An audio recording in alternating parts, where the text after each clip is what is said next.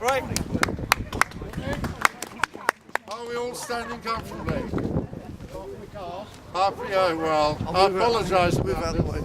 Can't be helped, we can't do anything about it. In a few minutes, we're going to see this new interpretation panel, and it was initiated by us, the Balkan Tower Trust, but we've had brilliant support for it, lots of people and organisations involved in backing it financially, so a big thank you to all of them. As it happens, you've all seen the ugly hoarding at last is gone. It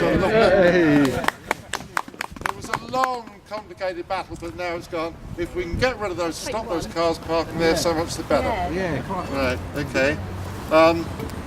There's a lot of talk about a cultural course at the other side of town, just along Queen Street there.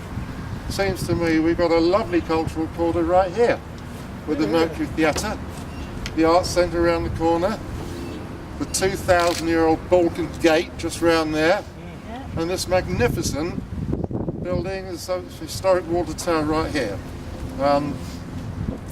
So there. The last thing was that, no, I can't remember, I'm just going to have a look. The last point. Your name is? Oh, don't tell me that. Oh, yeah, right. I don't think that there's always recognised what fantastic heritage we have. Okay? There's 4 million members of the National Trust in Britain. Okay? There's huge support for the Roman Circus project, the other side of town, on the south side. I went along to an evening at the empty castle a couple of weeks ago, and not a big show, just to see the empty castle. 400 people turned up on a cold Sunday night to see that.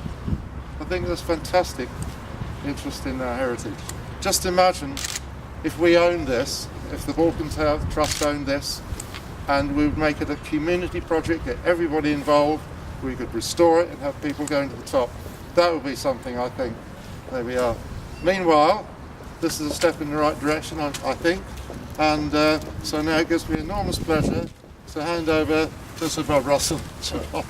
Can I, before I do that, say on your behalf, grateful thanks to Brian Light, Chairman of the Balkan Tower Trust, because frankly, if it wasn't for his leadership, his inspiration, his enthusiasm, I dread to think what may have already happened to this unique building.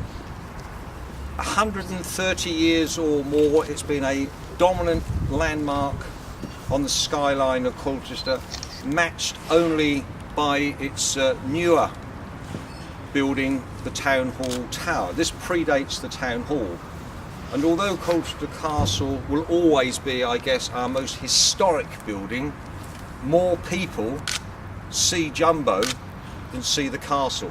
Everybody who travels by train through Colchester sees it.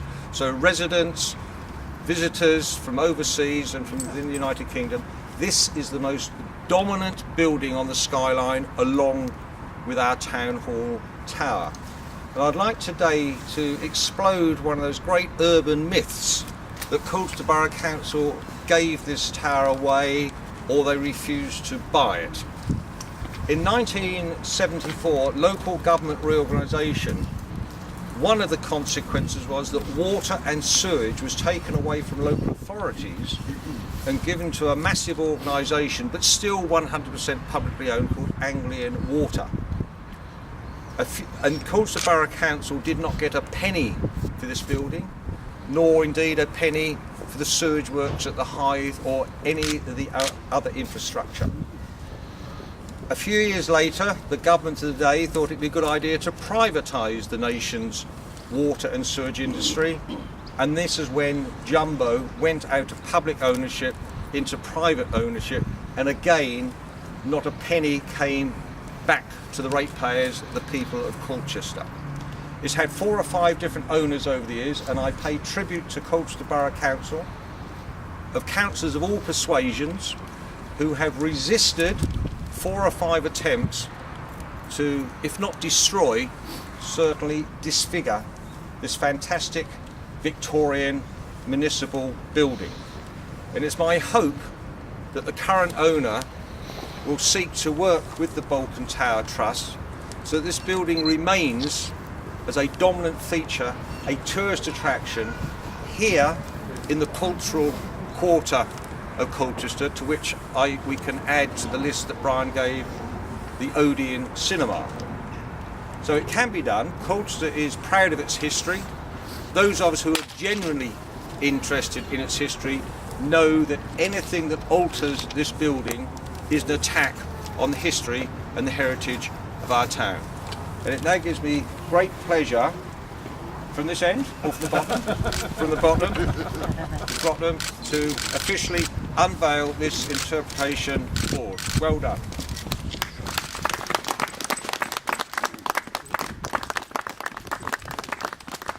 And the simple headline that says, the largest remaining Victorian water tower in Britain, underlines everything I've said of the significance and the importance of this building, not just in Britain's oldest recorded town, but actually Britain's first city.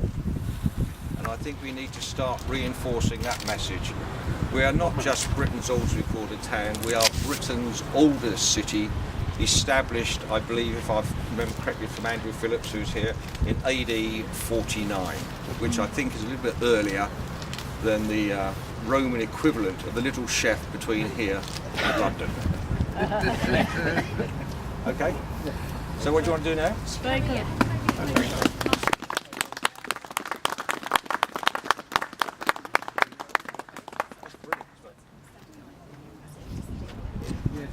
Nonchalant. Nonchalant.